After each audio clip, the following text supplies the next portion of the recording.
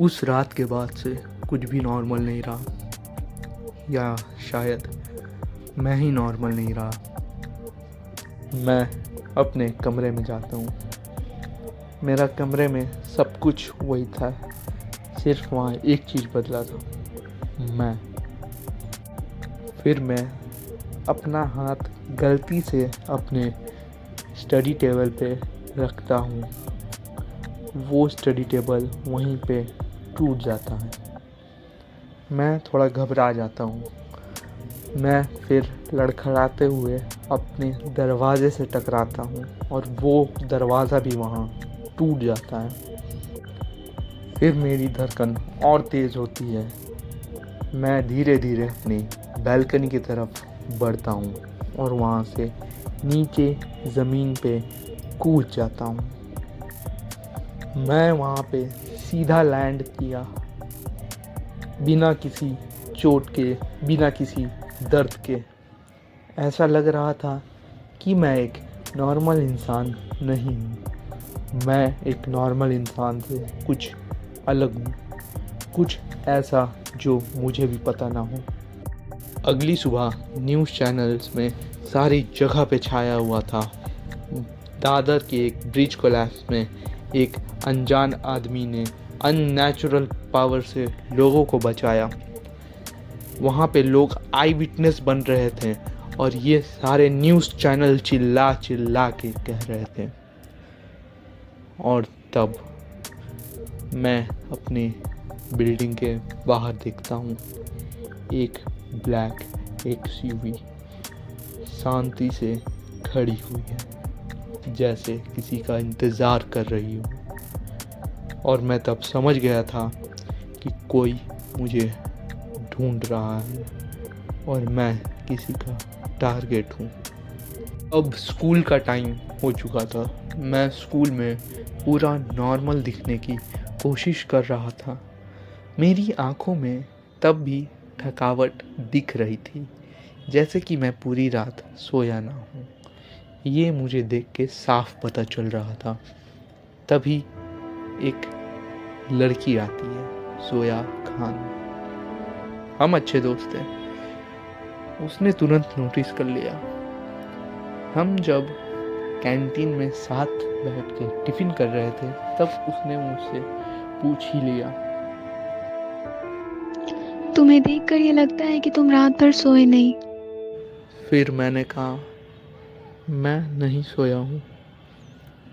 वो मुस्कुराने लगी। फिर उसने मुझे टॉन्ट मारा, कहने लगी कि अच्छा, तो तुम बाकियों की तरह नॉर्मल इंसान हो। मैं सिर्फ स्माइल किया।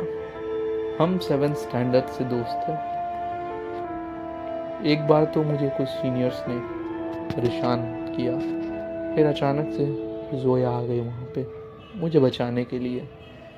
वो उन सीनियर्स के ऊपर इतनी ज़ोर से चिल्लाई कि सारा कॉरिडोर वहाँ पे जमा हो गया। तब से हम दोस्त हैं, और अच्छे और करीब।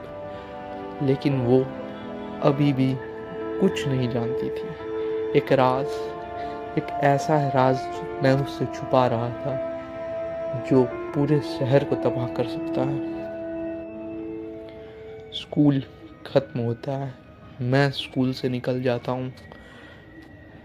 लेकिन मुझे ये नहीं पता था कि कुछ घंटे में चीज़ें और बिगड़ना चालू हो जाएंगी। मैं स्कूल से घर की ओर अकेले जा रहा था। तभी एक कार आई। वही कार, वही ब्लैक कलर की एसयूवी जो मेरे घर के सामने खड़ी थी। उसमें से अगले ही पल कुछ लोग बाहर आए और मेरे चेहरे पे काला कपड़ा डाल दिया और फिर मुझे एक नीडल चुभा दी, जिससे मैं अनकॉन्शियस हो गया। मेरे सामने सब कुछ अंधेरा हो चुका था और जब मुझे होश आया तो मेरी हाथों में जंजीर बंधी हुई थी, लोहे की।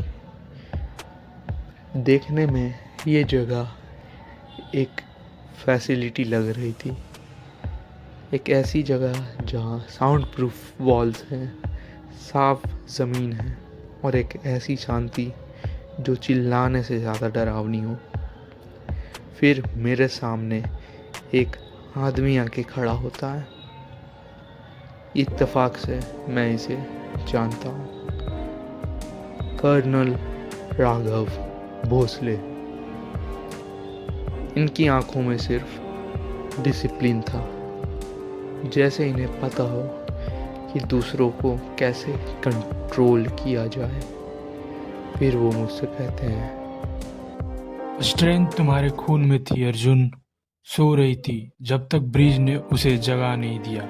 कोऑपरेट करो या उसे खो दो। तुम्हारे पिता मानते थे कि पावर को जमीन में दफन कर देनी चाहिए। मैं मानता हूँ पावर को कंट्रोल करना चाहिए। फिर वो एक स्क्रीन ऑन करते हैं जिसमें लिखा हुआ था ब्लैक फोर्ज।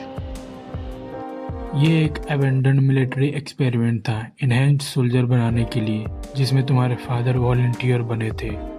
मेरा सर घूम रहा था। फिर उन्होंने दूसरी स्क्रीन ऑन की और उसे देख के मेरी सांसें अटक गई। उस स्क्रीन में थी जोया, बंधी हुई, डरी हुई, लेकिन अनकॉन्शियस। उस पल मुझे पता नहीं था कि मैं क्या करूं, लेकिन मुझे समझ आ गया था कि ये सिर्फ मेरी कहानी नहीं थी, ये एक चुनाव है और मैं अब उनके कंट्रोल में जा चुका हूँ।